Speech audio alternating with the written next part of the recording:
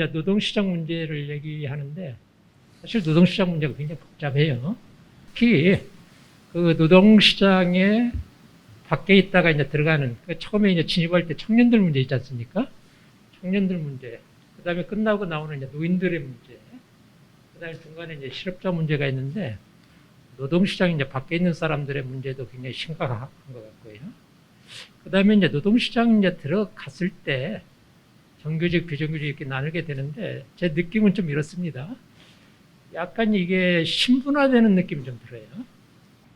또 하나는 이제 최근에 와서 이 기술 발전이 워낙 빠르기 때문에 직업 능력 문제를 이제 그 역량을 길러줘야 되는 문제, 뭐 이런 문제도 있고 그래서 상당히 노동시장 문제가 이제 좀 복잡한 것 같습니다. 그리고 또 뭐 노동이라고 얘기는 하지만 기본적으로 이제 사람의 문제이기 때문에 저희들이 이제 기본적으로 이제 존중을 해줘야 되는데 그게 이제 제대로 안 되면서 어떤 노동시장에서 공정의 문제, 또 포용의 문제, 사람 대우의 문제 이런 문제가 이제 복잡하게 좀 깔리는 것 같아요.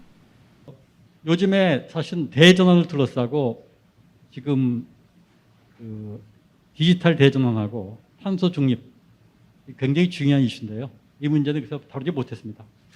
오늘은 좀 초점을 노동시장 내 격차하고 이 격차를 어떻게 줄일 건지 그러면서 포용적인 고용 어떻게 그쪽으로 갈 수 있는지에 대해서 를 중심으로 말씀드릴까 합니다. 고용의 증가가 우리가 계속 이루어져 왔는데 지난 20년 동안 고용 구조가 일부 개선된 것도 분명히 있어요. 나빠지기만 한 게 아니에요. 근데 이제 그럼에도 불구하고 여러 가지 격차가 존재하는데 저는 가장 큰 격차 중에 하나가 사업장 특히 사업체 규모별, 기업 규모별 격차가 가장 크다고 생각되고요. 다음이 성별, 그다음에 고용 형태별 이게 정규직 비정규직이고요. 그리고 이제 공식 고용인 공식 고용으로 되어 있는 근로자들 또 명확하지 않지만 하여튼 고령화 문제에 따른 노동시장 문제도 굉장히 심각한 문제가 있습니다. 아까 우리 이사장이 말씀하신 것 청년 이슈도 있고 여러 가지가 있지만 노동시장 바깥에 있는 분들도 있지만 고령화 문제도 굉장히 함께 짚어봐야 할 이슈 중 하나고요. 파란 게 취업자 수, 우리나라 전체 근로자와 자영업자, 비임금 근로자를 포함한 숫자입니다. 보시면 약간의 들쭉날쭉하지만 전체적으로 계속 증가한 걸 볼 수 있고요. 특히 그 가운데서 일을 할 수 있는 15세 이상 인구들하고 비교해 보면 취업자 수가 조금 들락날락하지만 인구 추계하고 비슷합니다. 그러니까 실제로 인구가 늘어나고 있는 게 취업자가 늘어나도 굉장히 중요한 바탕이 되고 있습니다. 우리나라 취업자 가운데서 상영직 비율이 꽤 꾸준하게 늘어나고 있고요. 그 다음에 임시 일용직 비중이 줄어든 걸 볼 수 있고요. 자영업 비중도 과거에 비하면 꽤 줄었습니다. 그죠? 그 다음에 자영업 고용도 줄고요. 무급가 종사도 꽤 많이 줄었습니다. 이걸 보시면 고용 구조가 전체적으로 보면 나빠지는 게 아니라 그래도 점진적이나마 개선되고 있다. 전체적으로 보면 지난 20년간 고용 구조나 이런 것들이 그러나 그래도 여러 가지 어려움 속에서도 그래도 개선된 측면이 분명히 있습니다. 우리나라 노동시장이 1차, 2차, 3차로 이제 구분되어 있다고 볼 수가 있어요.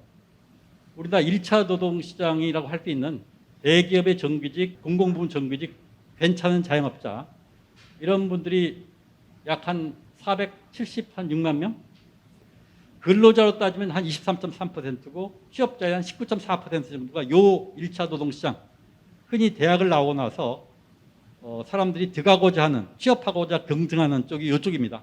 이쪽은 대체로 임금이나 소득도 없고요. 복지 혜택도 괜찮은 편이고요. 그리고 한 번 들어가면 이쪽에는 잘 나오지 않기 때문에 근속연수도 긴 편입니다.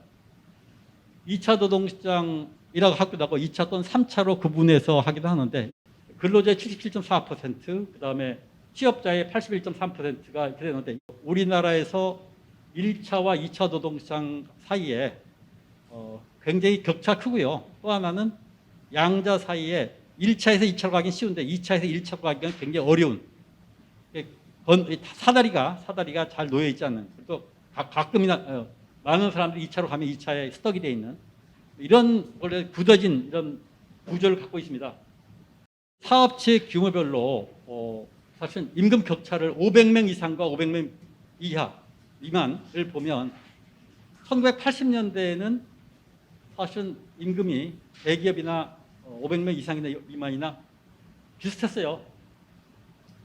거의 뭐 90% 수준이었죠, 그죠? 근데 86년, 7년, 8년 이때 노동자들 투쟁하고 민주화 이루어지면서 대기업들은 빠르게 오른 반면에 중소기업들, 500인 이하의 중소기업들은 못 따라가는 데가 많이 있습니다. 벌어지고 있다가. 두 번째 큰 게 남녀 간의 임금 격차입니다. 지금 보시는 그래프가 OECD에서 나온 2020년 젠더 웨이지 갭이라는 거기 나온 건데요. 하여튼 우리나라가 다른 나라보다 압도적으로 남녀 간의 임금 격차가 큽니다. 각국이랑 비교한 2000년, 2007년, 2019년에 여성 고용률 64세까지만 본 건데요. 우리나라도 개선되고는 있습니다. 그렇죠? 2000년에 50.1%, 57.8%로 개선되고 있는데 다른 모든 나라도 여성 고용률 개선되고 있어요. 여성들이 그만큼 직장에 경제활동에 많이 참가를 하고 있습니다. 근데 우리는 아직 우리도 늘어나고 있긴 하지만 다른 나라보다 특히 많이 떨어져 있다. 이건 여성의 연령대별로 고용률 국제 비교해본 거예요. 한국이 제일 밑에 있는 게 한국이고요. 20대 후반까지는 우리가 OECD 평균보다 높은데 중간에 뭐 뚝 떨어져 있죠, 그죠? 다른 많은 나라들이 중간에 많이 안 떨어져요. 그러니까 결혼, 임신, 출산, 육아 요 시기에도 많이 안 떨어지는데 우리나라가 특별히 많이 떨어지고 있고 다른 나라들은 평평하거나 계속 올라가거나 뭐 이런 정도를 보이고 있습니다. 실제로 여성 고용이 우리나라에서 차별적인 요인도 있고요. 여성들이 어떻게 보면 중간에 임신, 출산, 육아 때문에 그만둔 경우도 있고 또 직장이 여성의 일자리 질이 별로 안 좋아서 굳이 미련을 갖고 자기가 육아휴직을 끝내고 복귀할 필요가 없는 이런 직장인 것도 있는 것 같고 여러 가지 요인이 있습니다. 그다음에 정규직과 비정규직 워낙 많이 사회적으로 논란이 되어 있기 때문에 이게 보시면 정규직하고 비정규직 그 월 임금 격차와 비율이 있습니다. 정규직 임금이 오른쪽에 파란 거고요. 비정규직 임금이 주홍색이고요. 중간에 그 월 임금 격차 비율을 이렇게 52.9%로 나와 있는데요. 2020년도가. 근데 이거는 월 임금 총액을 볼 때, 평균 임금 총액을 볼 때 그렇고요. 근데 밑에를 보시면 정규직과 비정규직 평균 취업 시간이 있어요. 오른쪽 끝을 보세요. 2020년대. 정규직은 주당 40.7시간 일합니다. 근데 비정규직은 30.7시간밖에 일 안 해요. 시간제 근로자들이 많이 포함되어 있고요.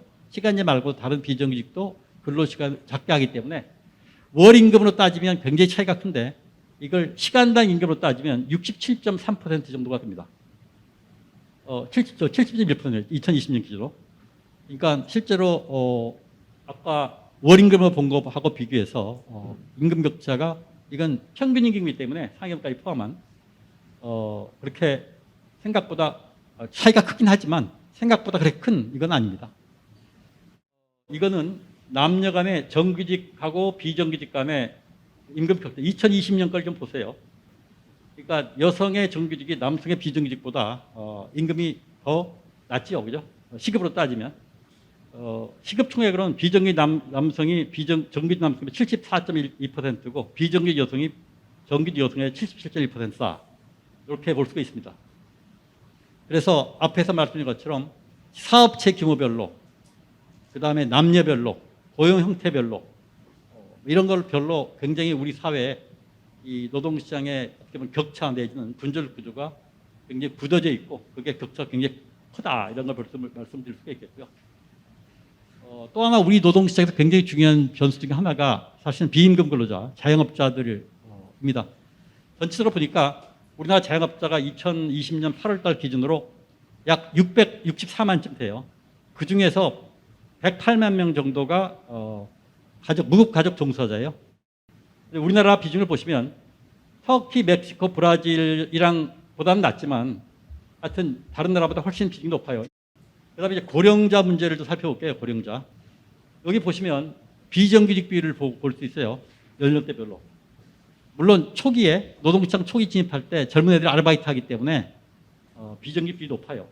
근데 20대에 들어서 확 떨어져서 30대, 40대는 게 낫죠. 근데 50대를 넘어서 60대 들어가면 굉장히 수직적으로 상승하고 있는 걸 볼 수가 있어요. 우리나라의 그 근속 연수하고 10년 이상 장기 근속자 분포를 보면 전에 제가 봤던 거가 좀 다른데 여기 보시면 그 근속 연수가 우리나라 평균 근속 연수가 6.2년이라서 OECD의 9.3년하고 비교해서는 꽤 차이가 나죠, 그죠? 이게 왜 이렇게 우리가 평균 근속도가 짧으냐. 앞에서 얘기한 비정규직이 높은 것도 있고요. 또 하나는 중소기업 비중이 높은데 중소기업에서는 사실은 한 기업에 계속 오랫동안 이렇게 근무해야 할 유인이 별로 없습니다. 조금 뭐 나은 데가 있으면 간다든지 뭐 잠깐 쉬었다 한다든지. 근데 대기업이나 공공부문에서는 그렇게 할 유인이 없죠. 어떻게든지 붙어 있어야 하니까. 그래서 근속 연수가 길어지고 평균적으로 중소기업이나 비정규직 이쪽이 비중이 높기 때문에 우리가 전체적으로 근속 연수가 짧은 거고요. 특히 또 하나가 우리가 정년을 누리는 우리 전체 근로자가 고용을 누리는 비율이 굉장히 낮습니다. 그 이유는 특히 민간 대기업으로 갈수록 우리는 한편으로는 승진과 그다음에 연공주의에 같이 겹쳐 있어서 나중에 차장 부장 올라가면 더 이상 올라갈 데가 없고 이사가 안 되면 그러니까 중간에 그만둘 수밖에 없는 이런 구조도 역시 평균 근속률을 줄이는 뭐 이런 그리고 정년까지 누리지 못하게 하는 요인이 됩니다. 노동시장이 왜 이렇게 분절되어 있는지를 좀 입체적으로 좀 그려본 건데요. 대기업하고 중소기업의 격차 가운데 적지 않은 요인이 생산물 판매 시장, 생산물 시장에서의 독점 구조 뭐 이런 것들이 대기업이나 공기업의 높은 수익을 비교적 남게 주거나 아니면 고용 안정을 보장해 주는 게 되고요. 우리가 놓치고 있는 것 중에 하나가 사실은 우리나라 중소기업들이나 자영업자들 가운데 상당히 독립적인 것들이 적지 않습니다. 이런 독립적인 중소기업들이 굉장히 주먹구구식으로 비과학적으로 관리를 해요. 그리고 이런 혁신력이 떨어지고요. 앞에 말씀드린 것처럼 높은 비중의 자영업이라든지 비임금 근로자 비율이 존재하고 이런 게 이제 하청기업이나 중소기업의 낮은 지불 능력이나 수익성 뭐 이런 것들 연결이 되고요. 또 하나가 숙련이나 직무 중심의 노동시장이 미발달해서 비교가 가능할 수 있는 이런 게 별로 없어요. 이런 게 결국은 1차, 2차 노동시장 간의 격차를 두고 벌리는 것으로 작용해왔고 꽤 복잡합니다. 그래서 이런 복잡한 여러 가지 지형 속에서 노동시장 격차가 커져왔기 때문에 그리고 굳어졌기 때문에 사실 이게 하나의 처방만 가지고 이거를 해결하기는 굉장히 어려운 이런 상황입니다. 그리고 한 정부 내에서 이걸 다 해결하는 것도 사실 불가능합니다. 그래서 종합적인 접근이 필요하다 이런 말씀을 드릴 수가 있겠고요. 기업 간의 격차 축소에서는 앞에서 얘기한 것처럼 원하청 간에 뭐 많이 얘기했던 불공정 문제도 있고요. 원청이 노력을 하면 하청업체들한테 상당한 혁신을 가져올 수 있고 이제까지도 그런 노력을 안 한 게 아니니까 양 측면이 있습니다. 원청이 수탈하는 측면이 있지만 하청들을 도와준 측면이 있어요. 공공부문의 그 개혁 문제도 굉장히 중요합니다. 공공부문 쪽에 있으면서 지금 알리오라고 들어보셨어요? 알리오라고 공공부문 쪽에 임금하고 근속연수 이게 쭉 나와 있는 게 있어요. 들어보시면 임평균임금이 나와 있고 초임평균임금, 남성평균임금, 여성평균임금 나와 있어요. 그래서 그거 들어보시면 거기 임금이 꽤 높아요. 평균 아마 7천만 원 정도 이상일 거예요. 그리고 거기 있는 분들은 다 정년이 보장되기 때문에 생애임금으로 따지면 굉장히 높습니다. 격차를 줄이기 위해서 이건 이제 제조업을 포함해서 서비스업 작은 데서 다양한 혁신할 수 있는 여지가 많이 있는데 아까 제가 주먹구구식으로 한다, 비과학적으로 한다 이런 게 있잖아요. 실제로 이런 쪽에 현장으로부터 혁신할 게 굉장히 많습니다. 근데 이런 것들이 제대로 안 되고 있는 게 너무 많아요. 현장 가보면 지금도. 앞에서 보면 여러 가지 공정이라든지 그다음에 작업에서 여러 가지 다양한 개선을 할 수 있는 여지가 있고요. 문제를 있을 때 문제를 해결하는 능력들을 키워가면서 점점 더 새로운 것들 받아들이고 그런 것들을 키워나갈 능력이 있고요. 우리는 직무 분류가 펴져나가는 데 있어요. 같은 직무인데 다른 이름을 부르는 것도 있고요. 다른 이름을 부르는데 같은 직무도 있어요.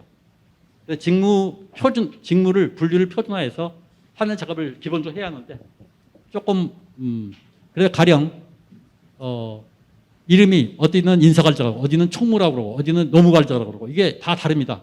실제 하는 일이 같은지 때문에 다 따져봐야 돼요. 이건 조금 전문적인 굉장히 중요한 얘기라서 제가 말씀드린 거고요. 그다음에 여성 문제 같은 경우도 지금 과거에 외벌이에서 맞벌이로 전환하고 있죠, 그죠? 젊은 사람들은 전부 다 맞벌이 하고 있잖아요. 그래서 여기에 맞춰서 해야 하고요. 또 더구나 요즘에는 1인 가구가 많이 늘어나죠, 그죠? 우리나라 전국에 1인 가구가 30%가 넘었어요, 그죠? 자영업자, 우리나라 영세 자영업자나 자영업자들 도대체 이거 어떻게 대책이 뭐냐? 이 얘기를 좀 할 때 뭐 저는 유력한 방안 중에 하나로 얘기를 좀 합니다. 자영업자들을 뭔가 대책이 있어야 자영업자 대책이 없다. 맨날 뭐 보조금이나 주고 뭐 지원금이나 주고 해도 되겠냐. 자영업자들이 뭔가 나갈 수 있는 길을 내려가려 한 게 아니냐. 그 방법 중에 하나가 저는 지역적 집단적 전문화를 통해서 해야 한다고 생각이 됩니다. 그러면서 한편으로 내부적인 구조조정을 하는 게 필요하다. 하나가 이제 어떻게 보면 이런 것들을 하고 있는 산업지구라고 할 수 있어요. 산업지구.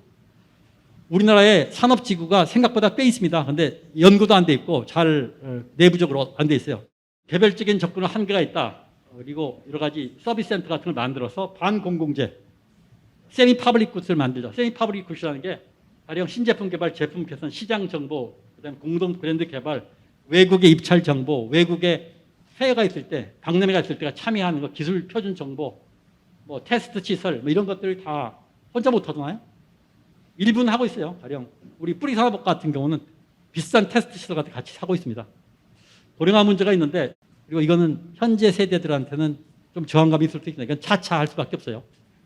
그래서 가능하면 그동안 짧고 굵게 같은 걸 가늘고 길게 라이프 코스를 좀 재설계할 필요가 있겠다. 이게 앞으로 우리가 고령화된 사회에서 우리 개인이나 사회가 살 수 있는 길이다. 우리 65세 이상 지금 고령자들 가운데 연금 타는 비율이 50% 좀 넘었죠, 그죠? 그리고 평균 연금액이 60만 원인가밖에 안 돼요. 계속 올라가게 하고 있는데 그러니까 나머지 사람들은 연금, 국민연금 못하는 사람들은 보니까 자산도 없고요, 자산도 없어요. 개인 자산도 없고 개인 연금도 없고 국민연금 타는 사람이 자산도 있고 개인 연금도 있고 그렇더라고요. 그래서 실제로 상당수가 향후에 베이비붐세를 포함해 가지고 상당수 고령자들의 빈곤의 문제가 굉장히 심각하게 될 텐데 그 중에 하나가 복지만 해결할 수 없고 고령자들 고용을 통해서 해야 하는데 결국은 이거를 좀 뭔가 설계를 해야 하지 않냐는 얘기고요. 보건의료하고 향후에 요양, 돌봄 서비스 쪽이 굉장히 중요한, 그리고 특히 이제 중고령자 여성들이 일할 수 있는 부분이 많기 때문에 오른쪽 위를 보시면 고령화에 따른 노인 인구가 증가하는데 장기 요양 신청자가 전체 노인들 가운데 12.6%고요. 그중에 등급 인정자가 6에서 8% 정도가 됩니다. 장기 요양 서비스가 계속 증가할 수밖에 없죠. 앞으로 고령화될수록 더 필요하죠. 향후에 그래서 고용률을 높이는 5% 정도 높이는 정도 작업을 앞으로 10년 정도 해보면 어떨까 생각이 듭니다. 그러니까 고용의 질도 중요하지만 고용의 양도 굉장히 중요합니다. 질도 높이는 것과 더불어 이게 아니면요, 사실은 우리 일자리가 앞으로 부족해서, 물론 뭐 일할 사람들이 부족해서 일본처럼 거꾸로 고용이 올라가는 것도 있겠지만 현재 제조업, 중소제조업, 그 다음에 농림축산업, 어업 이런 쪽에 보니까 실제로 국내 인력은 거의 안 가고 외국 인력이 없으면 굉장히 산업 자체가 위축되거나 할 수밖에 없는 게 많이 있습니다. 그래서 이제 이런 쪽에 근로조건 개선하는 건 중요하고요. 그걸 포함해서 고용률 높이는 작업을 한다. 이거를 전부 다 풀타임이 아니라 어쨌거나 파타임 같은 걸 적극 개발할 필요가 있겠다 생각이 들고요.